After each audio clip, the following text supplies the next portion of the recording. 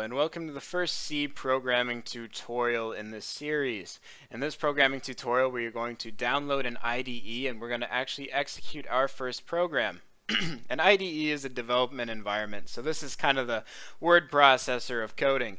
You're going to write your code in here, compile it, and then the IDE is going to transform the code that you write into an executable, and it'll print or execute your program in a nice black box on the screen. There's several IDEs out there. Microsoft's is Visual Studios, there's Eclipse for C, C++, Dev C++, and CodeBlocks. We're going to go ahead and use CodeBlocks. It's a simple IDE, nice user interface, and best of all, free. So, without further ado, let's get to downloading. Go to Google and search CodeBlocks. CodeBlocks. So even though I spelt it wrong, it's the first link that comes up, codeblocks.org. From the home page, we're going to go to Downloads. Download the binary release. And then this menu will appear. If you're running Windows 8, it says Windows 2000, XP, Vista, and 7. I'm running Windows 8, and it runs just fine on my computer, so you will be okay. And that's 8 or 8.1. So if you're using Mac, there's also a Mac option up here. Make sure that when you do the Mac menu, you download the setup version of it. It should look like this. Either of these two links will work. I'm going to go ahead and use SourceForge, so go ahead and click on your chosen link. And then the download will start.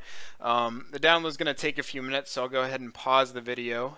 Before I do that, I'm going to talk a little bit about what I hope to accomplish with this series. We're going into these tutorials assuming that you know nothing about coding.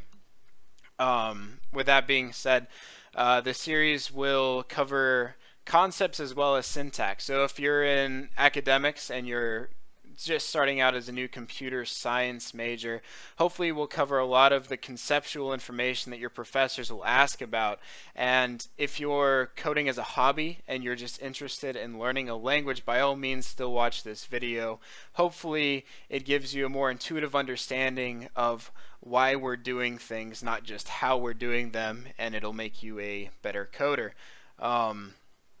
And if you are coding as a hobby and you just watch this video out of curiosity, C is a really good language to start with. From C you can pick up Java, C++, C# very easily, so I encourage you to keep with it.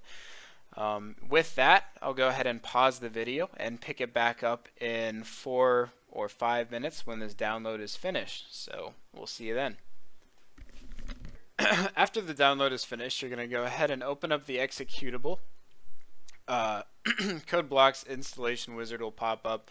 Go ahead and hit next. Sign your life away without reading. Next. Pick a destination and install it. Okay. After the installation is finished, go ahead and run CodeBlocks.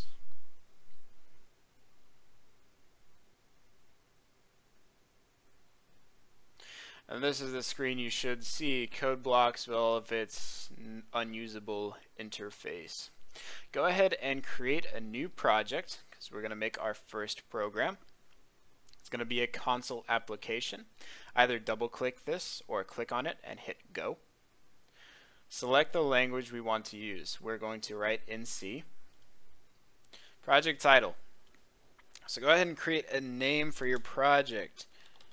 I'm going to name mine Tutorials 1. And right off the bat, something of note, make a folder that's completely dedicated to your work in C. It's very important to have this structure in academics, or if you're just coding for a hobby. You want to be able to go back and reference the code that you've written before quickly without disrupting your workflow too much. If you've forgotten syntax or how you did something, you want to be able to quickly look back. So devote an entire folder to C and try to structure it as best as possible by what we do. So I've made mine called YouTube C in my desktop. If you've done that, hit next. For this page, the most I can say is make sure that the compiler is GNU GCC compiler. I've never actually messed with the debug configuration or the release configuration, and I wouldn't recommend you do so. So just make sure that on your screen everything looks exactly like mine before finishing. If it does, go ahead and finish. And this blank screen should come up. This means that it worked. This is a good thing. If at this point you have any problems with getting to this point, go ahead and leave me a comment in the section below and I'll try to get you up and running as soon as possible. After you get to this screen, go over to Project Management. You're going to see the name of your project, and underneath that is a source folder. Open up the source folder, and then main comes up in the hierarchy below that. So go ahead and double click on main. This is your first program. Pretty anticlimactic because CodeBlocks has gone ahead and taken the liberty to write it for you. How nice of them. But we're going to go ahead and execute it. So go up here and click the build and run button. It looks like a play button with a cog behind it. Build and run. It should print out hello world on your screen in this nice little black box. Again, if you're having any problems, leave me a comment in the section below and we'll try to get that fixed. So you've successfully executed your first program. This is a big deal. Congratulations. In the next tutorial, I'm going to teach you, or I'm going to go over what all of this is, and we're going to learn how to go ahead and comment and also change what gets printed out on the screen, customize the text. Before, or at the end of each tutorial, I kind of want to leave a challenge, something that we're going to go ahead and do in the next tutorial, but you should be able to figure out on your own by extrapolating from what we've done in the current tutorial. Sorry if that sounded confusing, but for example, in this tutorial, I want you guys to try to figure out how to change what is printed out on the screen. For many of you, this is going to be an oh duh. This is very obvious. But this is kind of just an example for what is to come. You know, if you're in a time crunch or if you don't want to do these things, that's fine. You can watch the other videos. But to be a really good programmer, it is important to be able to understand the language and understand how to go about fixing things and trying new things and asking questions, and this will make you a very strong programmer. So if you can, go ahead and change what is printed out on the screen before the next tutorial when I show you how to do so. And with that, thank you for watching. I hope to see you in the next tutorial. Goodbye.